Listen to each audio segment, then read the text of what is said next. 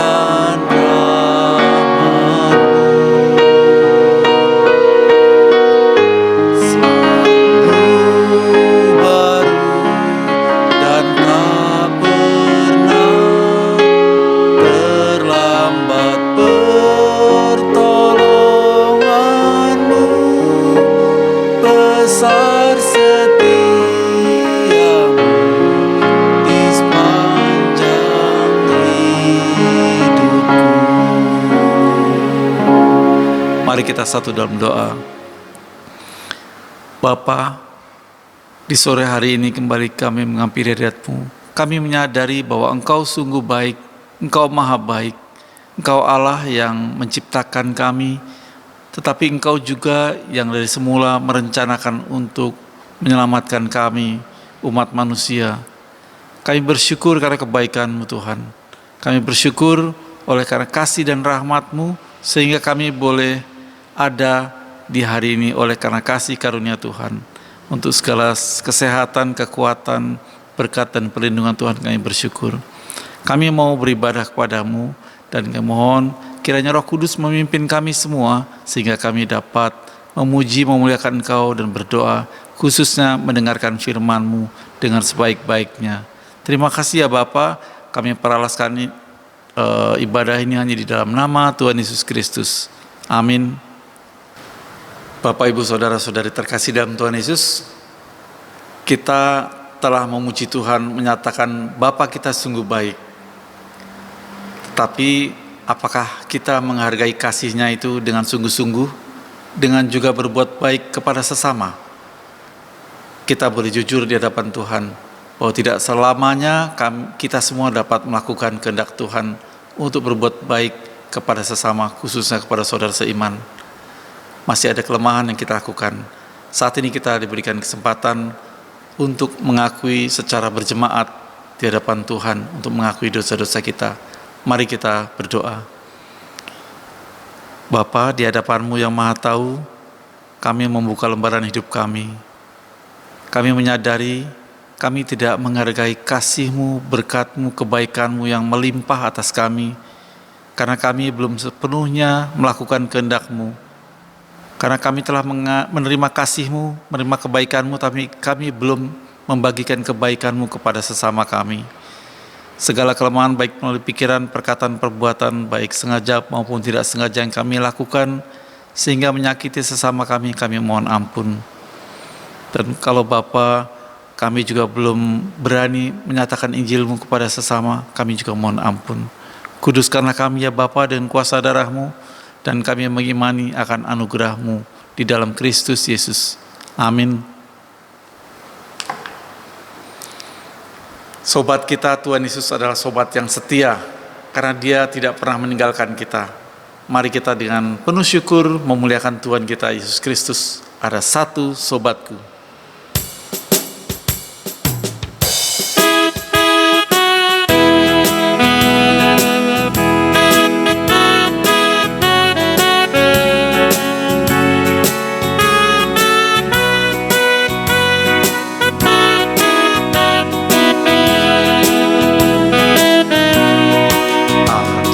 Satu sobatku yang setia,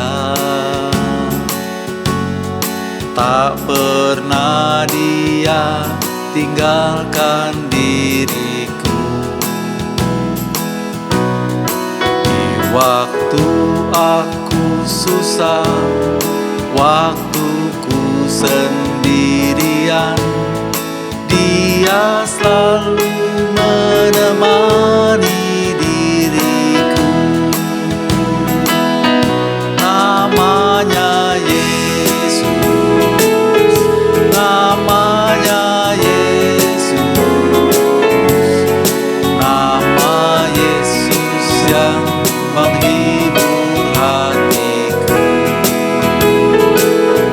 Namanya Yesus,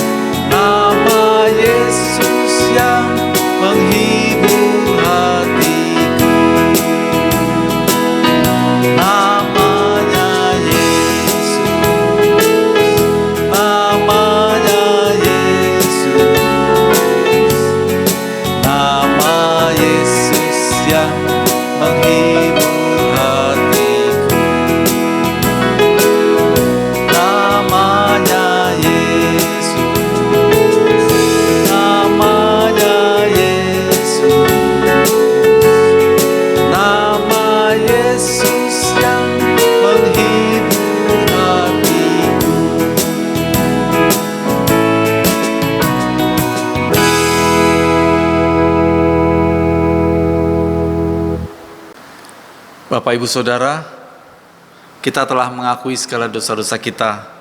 Mari kita menyambut berita sukacita atas pengampunan yang terambil dari Mazmur 130. Saya undang Bapak Ibu untuk membaca firman Tuhan yang terambil dari Mazmur 130 ayat 1 sampai ayat yang ke-8. Mazmur 130 ayat 1 sampai 8. Saya akan bacakan untuk kita semua. Seruan dari dalam kesusahan, nyanyian ziarah. Dari jurang yang dalam aku berseru kepadamu ya Tuhan. Tuhan, dengarkanlah suaraku. Biarlah telingamu menaruh perhatian kepada suara permohonanku. Jika Engkau, ya Tuhan, mengingat-ingat kesalahan-kesalahan, Tuhan, siapakah yang dapat tahan? Tetapi padamu ada pengampunan, supaya Engkau ditakuti orang.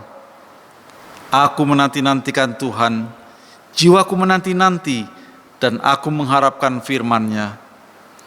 Jiwaku mengharapkan Tuhan lebih daripada pengawal mengharapkan pagi, lebih daripada pengawal mengharapkan pagi. Berharaplah kepada Tuhan, hai Israel, sebab pada Tuhan ada kasih setia dan Ia banyak kali mengadakan pembebasan. Dialah yang akan membebaskan Israel dari segala kesalahannya. Tuhanlah yang membebaskan kita dari segala kesalahan kita. Mari kita mensyukuri dengan penuh sukacita dan menyadari agar kita disentuh oleh Tuhan untuk diubah olehnya. Kita nyanyikan pujian Bapa Sentuh Hatiku.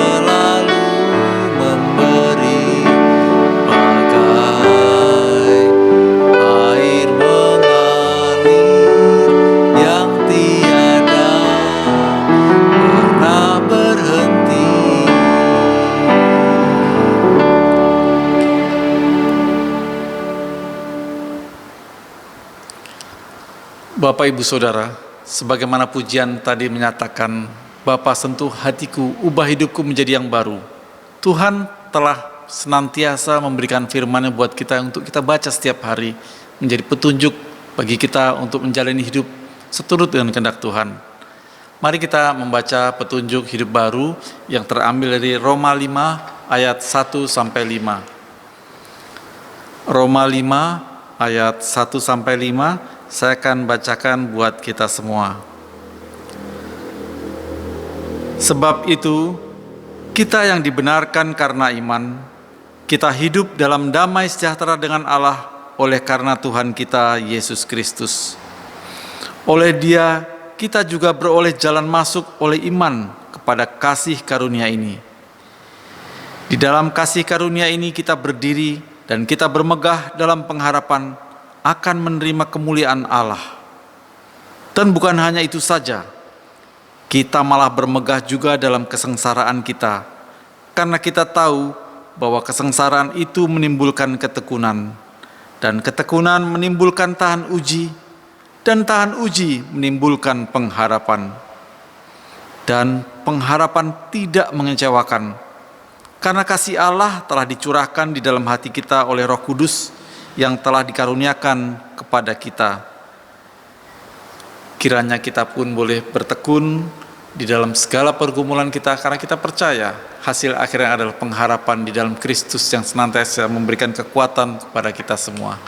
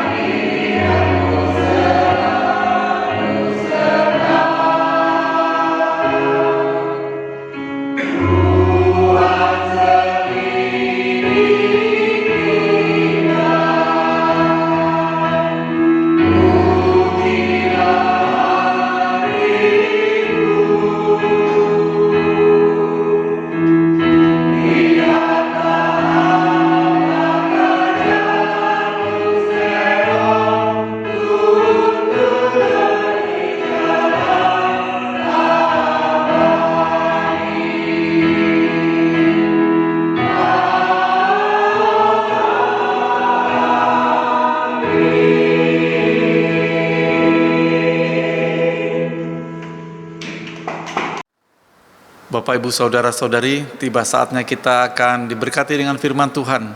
Karena kita senantiasa membutuhkan firman Tuhan, penuntun hidup kita. Marilah kita membuka hati kita selebar-lebarnya untuk menerima pemberitaan firman Allah yang akan mengubah kita untuk lebih dekat kepadanya. Saya undang Bapak Ibu bangkit berdiri, kita akan menyanyikan pujian Pertolonganmu Begitu Ajaib.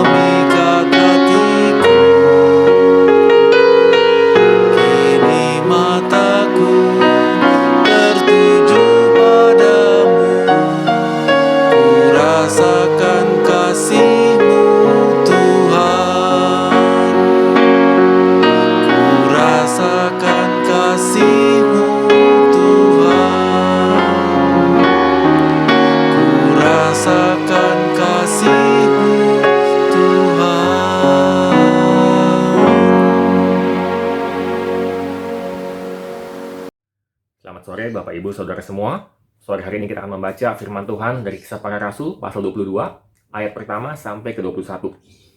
Sebelum membaca dan merenungkan firman Tuhan, mari kita bersama-sama berdoa. Mohon pimpinan Roh Kudus.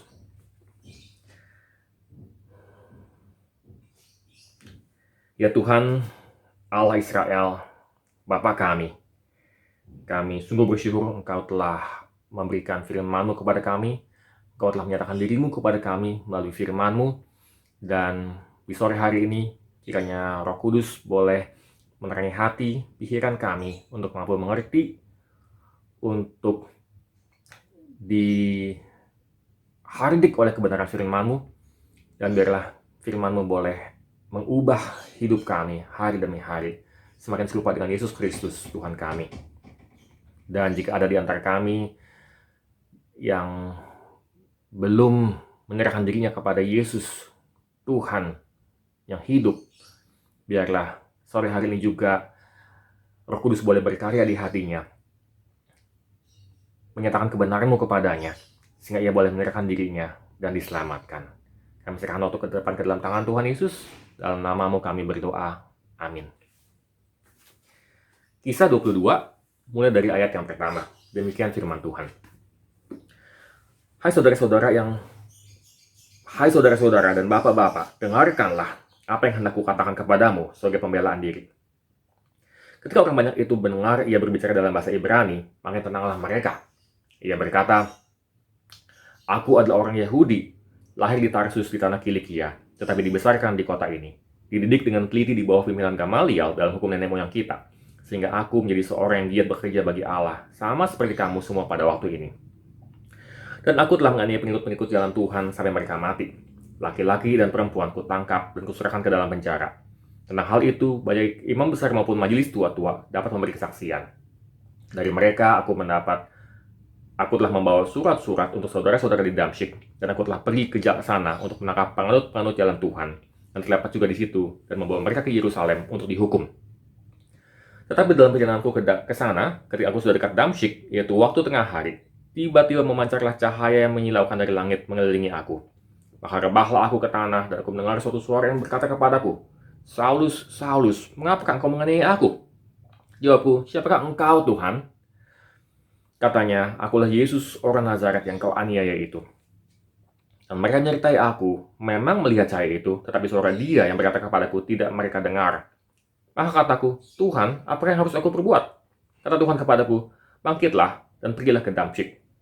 Di sana akan diberitahukan kepadamu segala sesuatu yang ditugaskan kepadamu."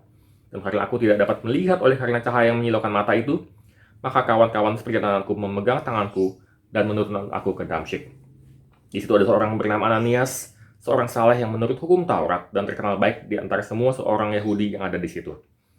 Dia datang berdiri di dekatku dan berkata, "Saulus, saudaraku, bukalah matamu dan melihatlah." Dan seketika itu juga aku melihat kembali dan menatap dia. Lalu katanya, "Allah nenek moyang kita telah menetapkan engkau untuk mengetahui kehendaknya, untuk melihat yang benar dan untuk mendengar suara yang keluar dari mulutnya. Sebab engkau harus menjadi saksinya terhadap semua orang tentang apa yang kau lihat dan yang kau dengar. Dan sekarang, mengapa engkau masih ragu-ragu? Bangunlah, berilah dirimu dibaptis, dan dosa-dosamu disucikan sambil berseru kepada nama Tuhan." Sesudah aku kembali ke Yerusalem, dan ketika aku sedang berdoa di dalam bait Allah, rohku diliputi oleh kuasa ilahi. Aku melihat Dia yang berkata kepadaku, "Lekaslah, segera tinggalkan Yerusalem, sebab mereka tidak akan menerima kesaksianmu tentang aku." Jawabku, "Tuhan, mereka tahu bahwa aku yang pergi dari rumah ibadat ke rumah ibadat yang lain, dan memasukkan mereka yang percaya kepadamu ke dalam penjara dan menyesah mereka. Dan ketika darah Stefanus saksimu itu ditumpahkan, aku ada di situ dan menyetujui perbuatan itu, dan aku menjaga pakaian mereka yang membunuhnya. Tetapi kata Tuhan kepadaku, pergilah, sebab aku akan mengutus engkau jauh dari sini kepada bangsa-bangsa lain. Yang berbahagia ialah mereka yang mendengar firman Tuhan dan memeliharanya." Bapak Ibu, apa yang kita baca ini adalah sebuah pidato yang bersejarah buat Paulus. Kita pertama kali ketemu Paulus di Kisah Rasul pasal 7, waktu dia menjadi saksi atas martirnya Stefanus. Dari Kisah Para Rasul pasal 7 itu sampai Kisah 22 yang kita baca hari ini, 26 tahun sudah berlalu. Jadi Paulus yang kita temui di sini adalah Paulus yang umurnya mungkin sekitar 60 tahun. Dia bisa melihat ke belakang kepada 26 tahun pelayanannya, dan juga lebih jauh lagi bagaimana pada tahun-tahun sebelum 26 tahun itu pun dia sudah giat bekerja bagi Tuhan, tetapi salah arah.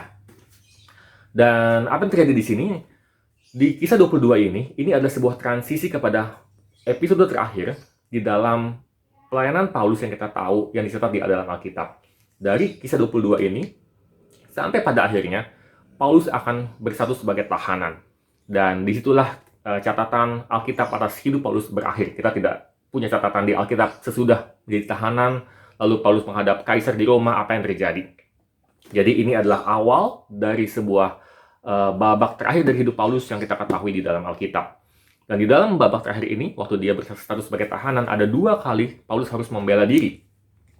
Yang pertama, yang kita baru baca ini, di Kisah 22, dia harus membela dirinya, menerangkan siapa dia dan apa yang dia lakukan dalam pelayanannya kepada sekelompok massa. Bapak Ibu bisa lihat itu di perikop sebelumnya, mulai dari pasal 21 ayat 27 sampai pasal 21 ayat 40 itu dijelaskan apa yang terjadi sebelum Paulus mengucapkan pidato ini gitu ya. Dan yang kedua kali nanti di depan seorang raja di Kisah Rasul pasal 26 di depan Raja Agripa. Jadi Bapak Ibu, kita melihat bahwa di Kisah 22 ini yang barusan kita baca adalah sebuah pidato pembelaan diri Paulus di hadapan sebuah massa yang berkerumun yang ingin menangkap dia, dan dia harus menjelaskan dan membela dirinya siapa dia dan siapa pelayanannya. Dan waktu Paulus punya kesempatan ini, kita melihat apa yang dia katakan. Ada 3 paragraf di sini ya, di pasal 22 ini. Dan dari 3 paragraf ini kita bisa melihat ada 3 episode penting dalam hidup Paulus yang paling menonjol waktu dia harus membela dirinya. Yang pertama kita lihat bahwa di paragraf yang pertama itu dari ayat 3 sampai ayat yang ke-5, Paulus berkata bahwa dia giat bekerja bagi Allah. Tetapi di ayat 6 dan seterusnya di paragraf kedua, dia menemukan bahwa segiat-giatnya dia, ternyata itu salah arah. Ternyata dia giatnya tuh giat yang ngaco begitu ya.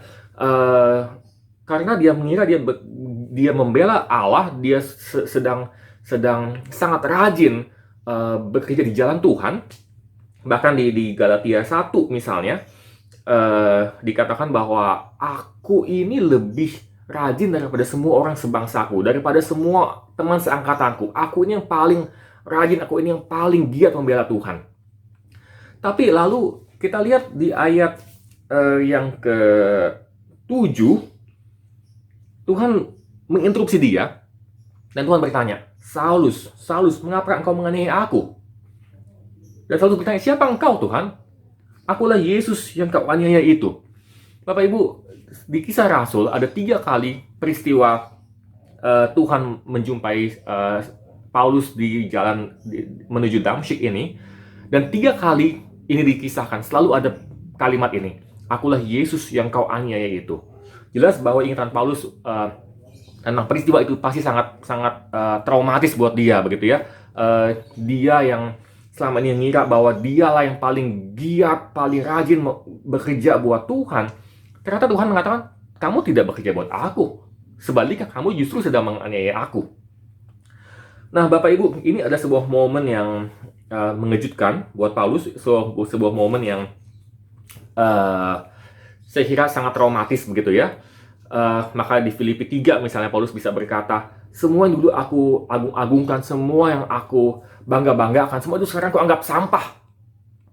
Artinya Paulus berkata begini, semua hal yang dulu aku anggap sebagai piala yang harus aku pajang, sebagai ijazah yang harus aku bingkai dan aku tempatkan di tempat-tempat yang sangat menonjol di ruang kerja aku begitu ya, kalau kita bandingkan dengan situasi kita pada hari ini begitu ya.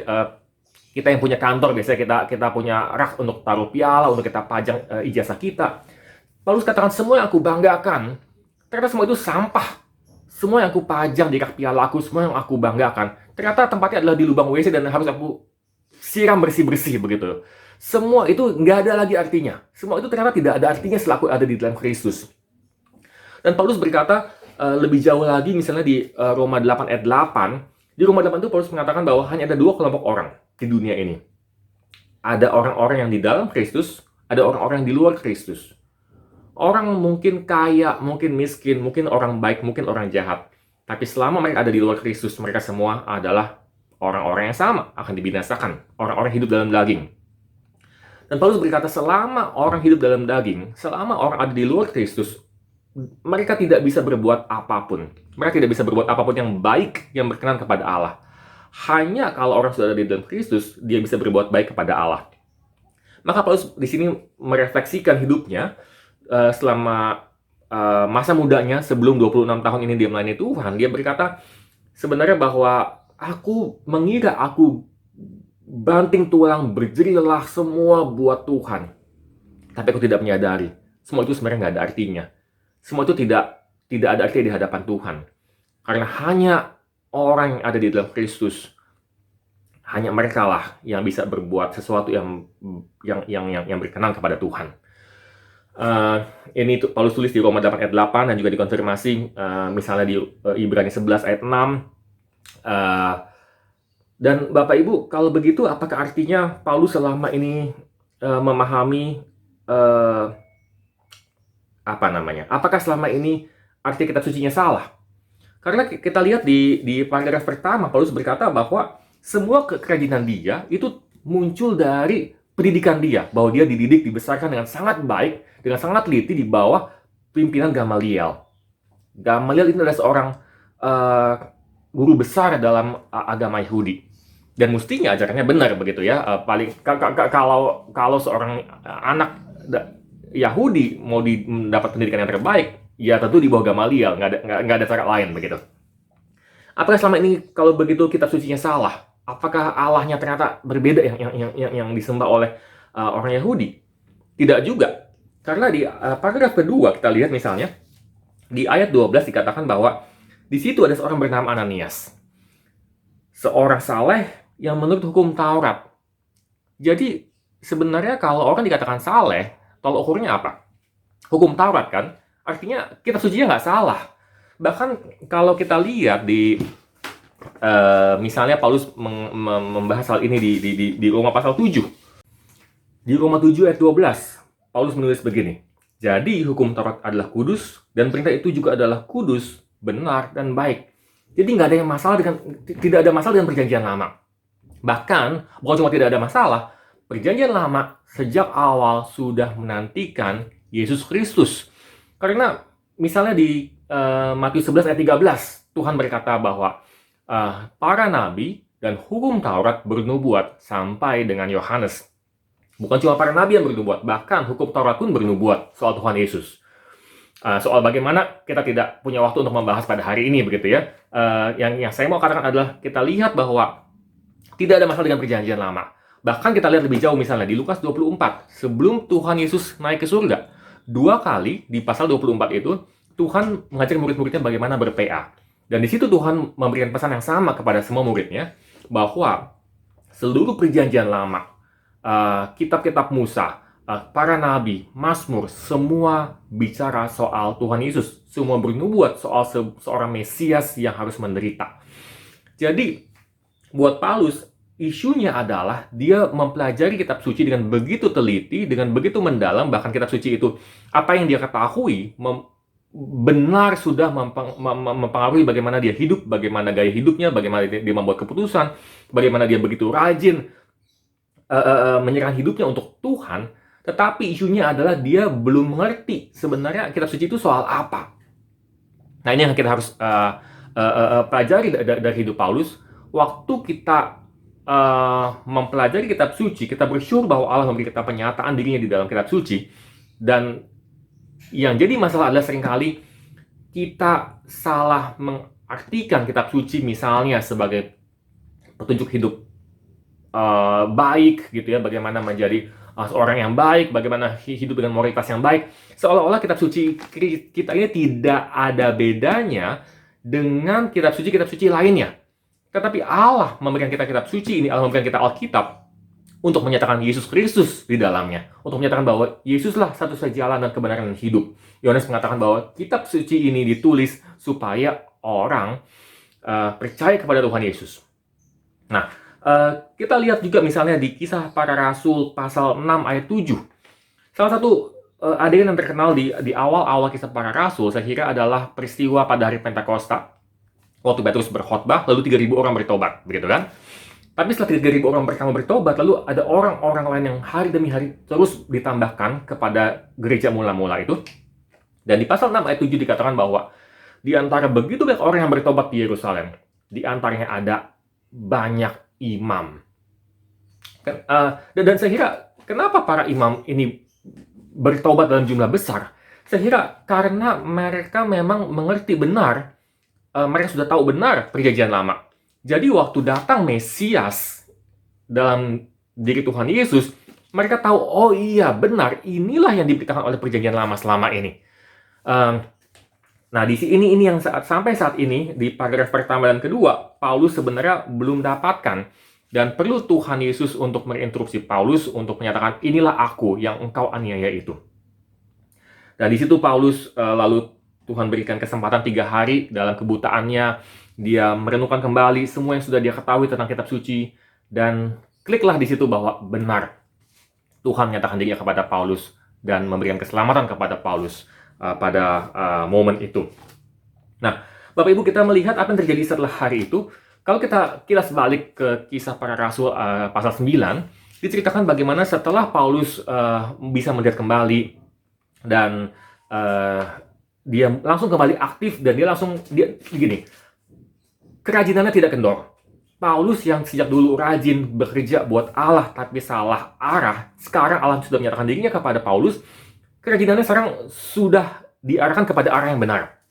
Dan Tuhan memakai Paulus secara luar biasa. Di Kisah Rasul 9 ayat 20 dicatat bagaimana Paulus mendebat orang-orang Yahudi dan membuktikan dari kitab suci bahwa Yesus benar adalah Mesias. Nah, kalau itu pertanyaannya yang mungkin sebagian dari kita tanyakan adalah apa rahasia efektivitas Paulus? Bahkan bukan cuma efektivitas dengan orang-orang Yahudi, juga dengan orang-orang bukan Yahudi, dan dia bahkan menderita begitu banyak sepanjang hidupnya, begitu ya. Kita mungkin mendapat kesan bahwa Paulus adalah rasul yang paling menderita karena memang surat-suratnya paling banyak. Tapi saya kira tidak fair kalau kita katakan dia yang paling menderita. Saya kira setiap anak Tuhan punya porsinya masing-masing di dalam kerajaan Allah. Dan waktu Petrus bertanya kepada Tuhan Yesus, Tuhan, apa yang harus terjadi dengan Yohanes, ya kan? Tuhan mengatakan apa kepada Petrus? Apa yang terjadi dengan dia bukan urusanmu. Yang penting buat kamu, ikutlah aku. Jadi Bapak Ibu, yang penting buat kita adalah ikut Tuhan Yesus dan kerjakan bagian kita. Dan soal bagaimana Paulus bisa begitu efektif dalam pelayanannya, saya kira ada 2 pasal yang perlu kita lihat di dalam Kisah Para Rasul juga dalam pelayanan Paulus. Yaitu bagaimana Paulus bisa tidak efektif. Atau kira-kira kuncinya apa sih yang membuat dia efektif atau tidak efektif? Saya mengajak Bapak Ibu untuk melihat di Kisah Para Rasul pasal 16, itu di ayat 13 dan seterusnya itu ada kisah Paulus di Filipi. Dan kalau kita lihat di ayat 14b, dikatakan Tuhan membuka hatinya, hati Lydia, sehingga ia memperhatikan apa yang dikatakan oleh Paulus. Kita melihat di sini Paulus berkhotbah, Lydia mendengarkan dan Lydia bertobat. Tetapi apa yang jadi kata kuncinya adalah Tuhan membuka hati Lydia. Itu dulu yang terjadi. Sehingga berikutnya Lydia memperhatikan apa yang dikatakan oleh Paulus. Jadi Bapak Ibu, kita yang Tuhan panggil jadi pelayan Tuhan begitu ya. Memang ada bagian yang kita kerjakan, tetapi pada akhirnya saya kira Alkitab menunjukkan bahwa Tuhanlah yang berdaulat, Tuhanlah yang berkarya, kita jadi alat-alat yang Tuhan boleh pakai. Dan kita bersyukur untuk itu. Dan dalam kasus Lydia, saya kira kita bisa melihat bahwa Paulus bisa berkhotbah sampai berbusa-busa mulutnya. Kalau Tuhan tidak membukakan hati Lydia, ya nggak akan ada apa-apa begitu. Dan ini terbukti, misalnya di pasal 22 yang kita baca barusan. Yang terjadi adalah sebaliknya. Di paragraf yang ketiga, mulai dari ayat yang ke 19, 20, 21. Ya, 3 ayat terakhir ini. Paulus di sini begitu pede bahwa dia bisa memberi kesaksian kepada orang-orang Yahudi di Yerusalem. Dan dia katakan apa? Dia katakan, Tuhan, mereka tahu siapa aku. Aku loh yang dulu menganiaya gereja Tuhan. Aku loh yang dulu berbuat begini dan berbuat begitu. Dan mereka tahu. Mereka pasti dengarkan aku. Jadi sebenarnya Paulus sedang mengandalkan CV-nya yang lama. Paulus mengandalkan prestasinya yang lama untuk membuka jalan buat dia memberi kesaksian. Tapi Tuhan katakan, tidak. Mereka tidak akan dengarkan kamu. Jadi Bapak Ibu, saya kira ini adalah sebuah pelajaran penting buat Paulus. Bagaimana di awal, dia merasa dia yang giat bekerja buat Allah. Dan Allah menerima pekerjaan dia gitu ya. Tetapi di akhirnya, dia bisa melihat bahwa bukan dia yang bekerja. Tapi Allah yang bekerja di dalam dia. Allah yang bekerja melalui dia. Kalau Allah katakan tidak, ya tidak. Begitu. Nah, Bapak Ibu, saya kira ada 2 pelajaran yang bisa kita petik dari kehidupan Paulus, terutama waktu kita melihat bahwa pidato ini yang Paulus katakan di kisah 22, pidato pembelaan dirinya, adalah sebuah refleksi autobiografis yang matang yang dia sampaikan kepada sekelompok massa yang mau menyerang dia 26 tahun sesudah dia terlibat dalam pelayanan sebagai misionaris, menderita, dan Tuhan bawa dia ke banyak tempat begitu ya. Kalau Bapak Ibu lihat di belakang Alkitab Bapak Ibu, biasanya ada selusin peta begitu ya, di antaranya ada peta perjalanan Paulus yang pertama, kedua, ketiga, dan perjalanan ke Roma. 3 perjalanan pertama sudah terjadi di kisah 22 ini, dan yang belum terjadi tinggal kisah yang keempat, perjalanan Paulus ke Roma, karena dia akan ke Roma sebagai tawanan pemerintah untuk menghadap kaisar di Roma. Jadi ini adalah sebuah refleksi autobiografis yang matang, bagaimana Paulus sendiri menilai apa yang terjadi dalam hidupnya. Dan 2 hal saya kira yang kita bisa petik di sini adalah, pertama, jangan main-main dengan kitab suci. Paulus seumur hidupnya menganggap serius firman Allah. Dan apa yang dia percayai, apa yang dia ketahui, itu berbuah ke dalam hidupnya sehari-hari, itu berbuah ke dalam bagaimana dia membuat keputusan, itu berbuah ke dalam gaya hidupnya. Bagaimana dengan Bapak Ibu semua pada sore hari ini? Kita bisa berefleksi, apakah apa yang kita ketahui berbuah ke dalam gaya hidup kita, berbuah ke dalam bagaimana kita membuat keputusan sehari-hari. Misalnya sore hari ini, waktu kita beribadah, dan sayangnya kita tidak bisa beribadah tatap muka di gereja, dan kita hanya lewat YouTube, apakah cara Bapak Ibu beribadah sore hari ini membuat orang bisa melihat bahwa Bapak Ibu sedang beribadah? Ada bedanya nggak dengan nonton YouTube yang lain? Hal-hal sehari-hari seperti ini yang mungkin kelihatannya, itu kan bukan apa-apa. Tapi justru hal-hal seperti inilah yang adalah moments of truth. Sejauh mana kita menganggap serius firman Allah. Dan yang kedua adalah bagaimana kita melihat bahwa Allah berkarya di dalam diri kita. Bahwa Allah berkarya di dalam hidup kita. Bukan saya yang hebat dan berkontribusi kepada Allah, tetapi Allah lah yang sudah berkarya menyelamatkan saya, Allah lah yang sudah berkarya di dalam hidup saya, dan kalau ada sesuatu yang baik yang berguna dalam hidup saya, itu karena Allah yang berkarya di dalamnya. Saya kira ini yang satu hal yang kontras yang kita bisa lihat, bagaimana hidup Paulus sebelum dan sesudah dia bertemu dengan Kristus. Saya mau mengajak Bapak Ibu melihat satu ayat terakhir dari Galatia 2 ayat 20. Bapak Ibu bisa baca di sini misalnya Galatia 2 dan 3, salah satu refleksi lain dari hidup Paulus. Tadi di awal kita sempat melihat Galatia 1, waktu Paulus mengatakan bahwa aku lebih rajin daripada semua teman seangkatanku. Dan Galatia 2 ayat 20 Paulus berkata, aku hidup, tetapi bukan aku sendiri yang hidup, melainkan Kristus yang hidup di dalam aku. Saya berdoa biarlah ini menjadi sebuah realita dalam hidup kita semua. Bagi kita yang sudah menerima Kristus, biarlah kita boleh sungguh menikmati sebuah hidup yang vital, sebuah hidup yang benar-benar hidup di dalam Kristus, bukan cuma karena kita rasa-rasa, atau bukan cuma karena sebuah seperti kita mendengarkan sebuah seminar inspirasi begitu ya, tetapi firman Allah, seperti kata Ibrani 4 ayat 12, benar jadi firman Allah yang tajam, yang boleh menusuk ke dalam hati dan sumsum kita, dan boleh membedakan pertimbangan hati kita, dan biar itu jadi realita dalam hidup kita. Dan buat jika ada di antara kita yang sore hari ini belum menerima Tuhan Yesus sebagai Tuhan dan Juru Selamatnya, berdoalah, bertobatlah, sebab hanya di dalam Tuhan Yesus hal baik bisa berkenan kepada Allah. Paulus sendiri berkata bahwa di luar Kristus kamu tidak bisa berbuat apa-apa. Ya, ini yang kita bisa pelajari dari hidup Paulus. Mari kita tutup pertemuan kita di dalam doa. Mari kita berdoa. Tuhan, kami bersyukur hari ini kami boleh menilik satu episode dalam hidup Paulus, satu autobiografi singkat yang ia berikan kepada masa yang dia hadapi ketika ia harus menghadapi masa-masa tahanan. Dan sampai di sini hamba-Mu berhenti berbicara. Kiranya Roh Kudus-Mu yang boleh terus menerangi hati pikiran kami, sehingga kami boleh terus bertumbuh di dalam kebenaran firman Tuhan. Kami boleh menjadi saksi-saksi Tuhan yang baik kemanapun dan dimanapun Tuhan membawa kami.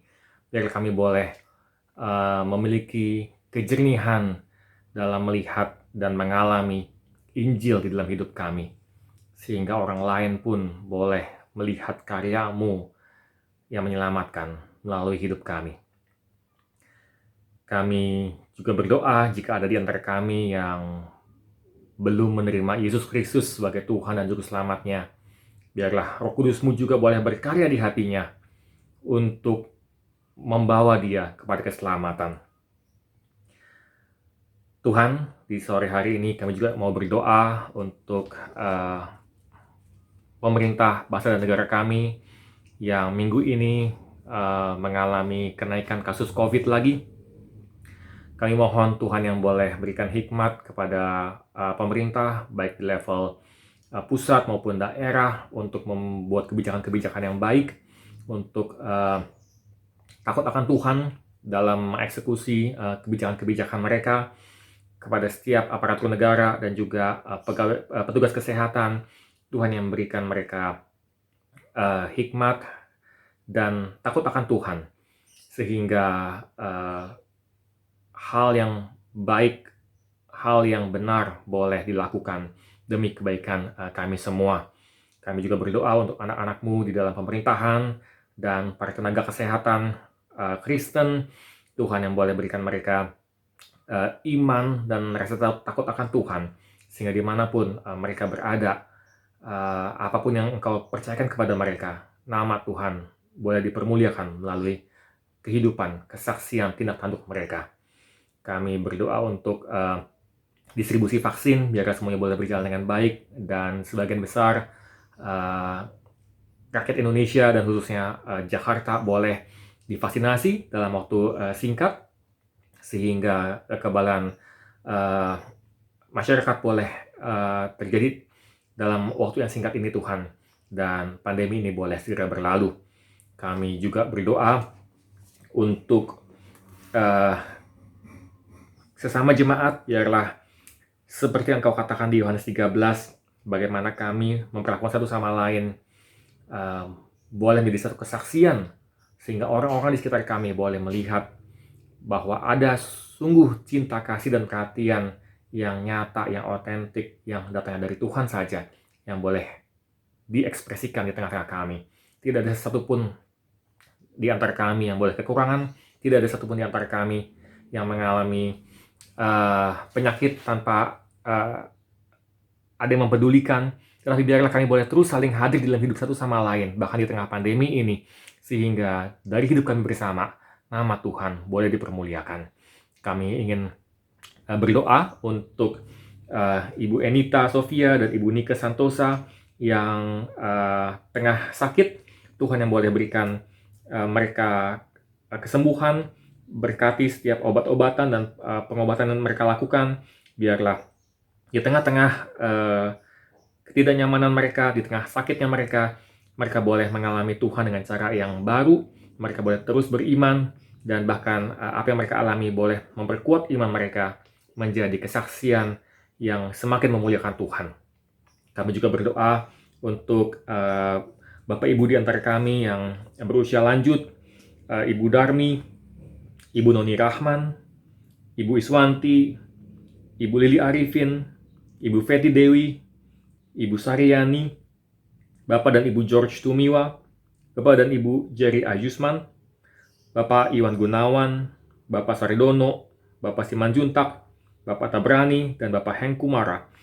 Tuhan yang kiranya boleh lawat mereka satu demi satu di dalam usia lanjut mereka. Biarlah mereka boleh terus memuji, memuliakan Tuhan. Mereka boleh melihat kebaikan Tuhan dalam hidup mereka. Dan orang-orang di sekitar mereka pun boleh melihat betapa indah dan mulianya iman mereka dan karya Tuhan di dalam hidup mereka. Sehingga di dalam hidup kami masing-masing, apapun yang terjadi, kami boleh terus dikuatkan dan nama Tuhan boleh dimuliakan. Kami bersyukur buat persekutuan yang kami miliki di gereja ini, di mana kami boleh saling hadir buat satu sama lain, saling mendukung, sehingga tidak ada satupun di antara kami yang sendirian, karena Tuhan beserta kami, dan ada komunitas gereja ini yang hadir di dalam hidup kami satu sama lain. Kami panjatkan doa ini di dalam nama Tuhan Yesus yang sudah mengajar kami berdoa. Bapa kami yang di surga, dikuduskanlah namamu. Datanglah kerajaan-Mu, jadilah kehendak-Mu di bumi seperti di surga. Berikan kami pada hari ini makanan kami yang secukupnya, dan ampunilah kami akan kesalahan kami, seperti kami juga mengampuni orang yang bersalah kepada kami. Dan janganlah membawa kami ke dalam pencobaan, tetapi lepaskanlah kami dari yang jahat. Karena Engkau yang punya kerajaan, dan kuasa, dan kemuliaan, sampai selama-lamanya. Amin.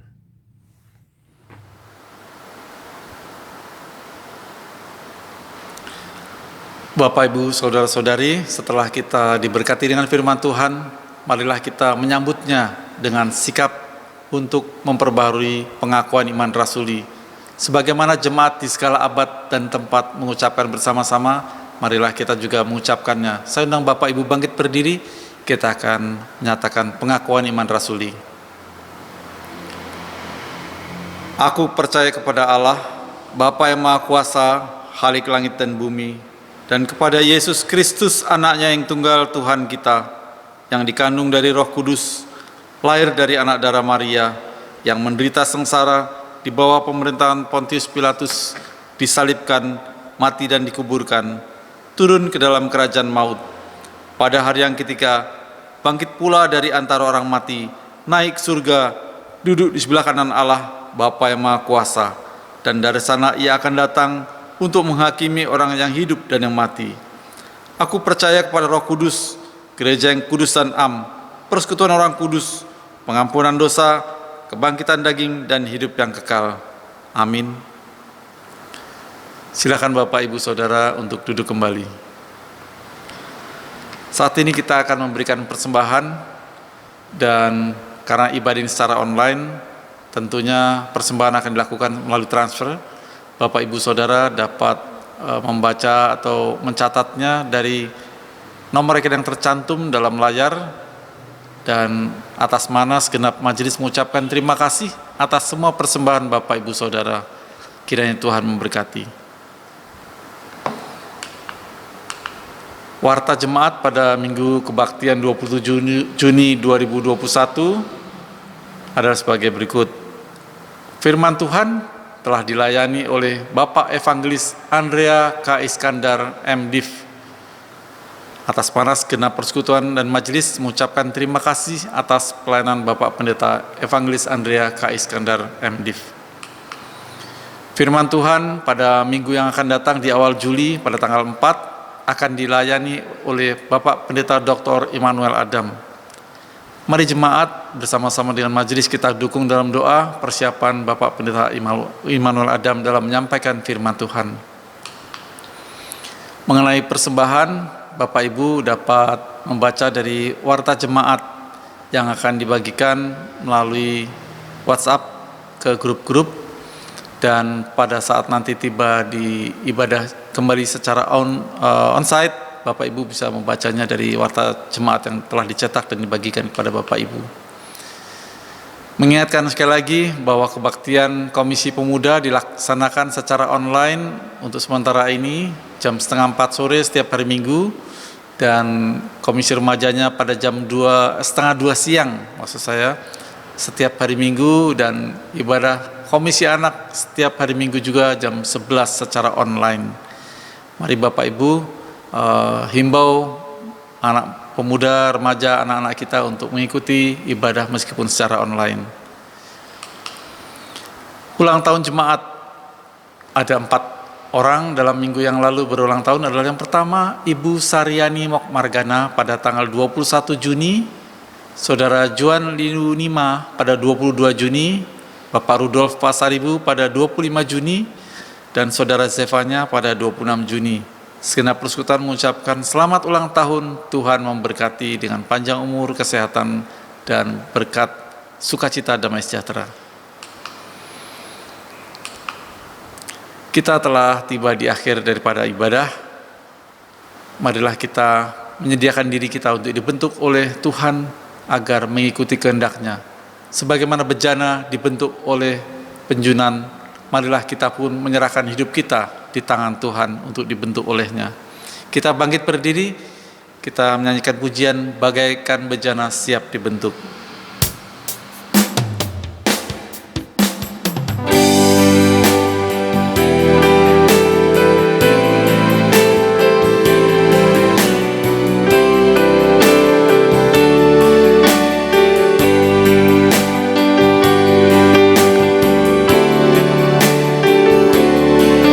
Bagaikan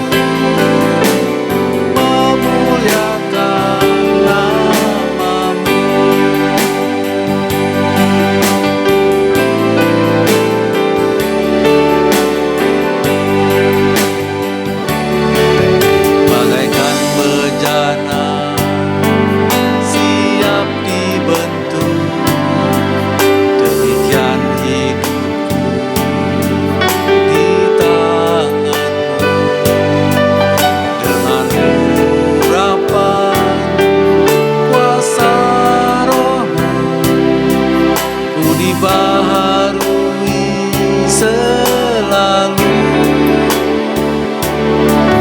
Jadikan ku Allah dalam rumah-Mu, bila hidupku di tangan-Mu. Bentuklah seluruh kehendak-Mu, pakailah sesuai rencana-Mu.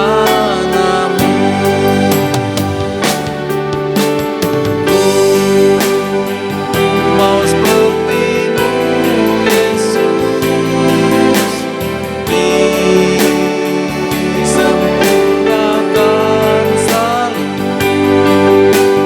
dalam segenap jalanku, memuliakan nama-Mu.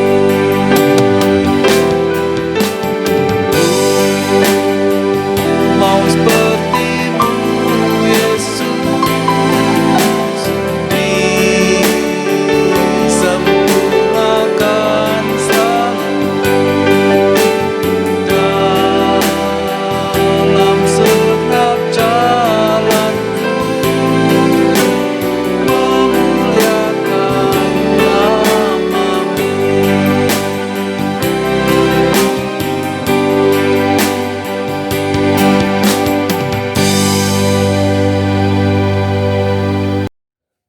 Jemaat terkasih Tuhan, kita tiba pada penghujung dari ibadah kita.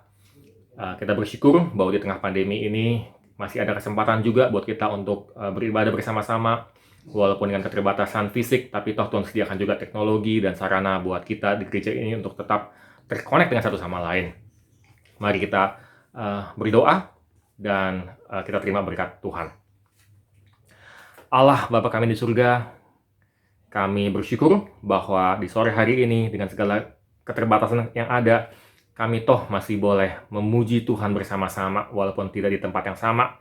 Tetapi kami percaya bahwa Tuhan hadir di tengah-tengah kami, dan Tuhan yang juga boleh menyegarkan kami dengan iman yang terus diperbarui hari demi hari. Tuhan boleh mempertajam mata rohani kami untuk boleh melihat kehadiran Tuhan di dalam hidup kami, dan bahkan di tengah kondisi yang tidak menyenangkan ini. Dan saat ini kami akan melanjutkan hidup kami di tengah keluarga kami, di tengah pekerjaan kami, di tengah lingkungan masyarakat. Biarlah Tuhan yang sudah berkarya di dalam kami, memberikan kami keselamatan, juga terus memberikan kekuatan untuk diperbarui hari demi hari, untuk menjadi saksi Tuhan yang nyata, yang terang di tengah-tengah masyarakat. Baik kami sebagai individu, kami sebagai keluarga, dan kami sebagai satu gereja yang Tuhan tempatkan di tempat ini. Jemaat terkasih Tuhan, arahkanlah hatimu kepada Tuhan, dan terimalah berkat Tuhan. Kasih karunia Tuhan Yesus Kristus, dan kasih Allah, dan persekutuan Roh Kudus menyertai kita sekalian dari sekarang sampai selama-lamanya. Amin.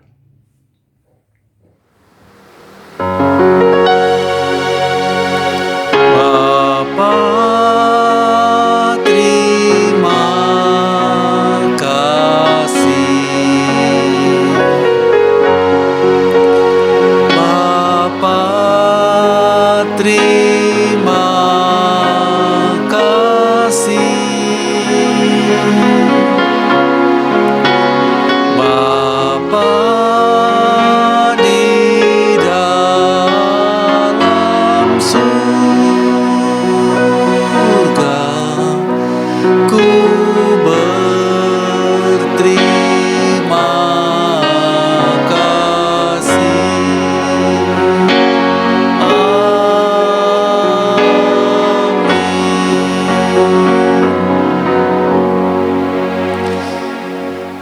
Ibadah telah selesai.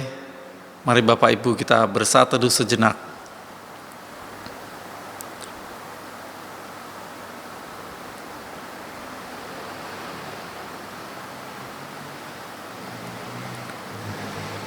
Selamat hari Minggu Bapak Ibu Saudara. Sampai jumpa di ibadah yang akan datang. Tuhan memberkati.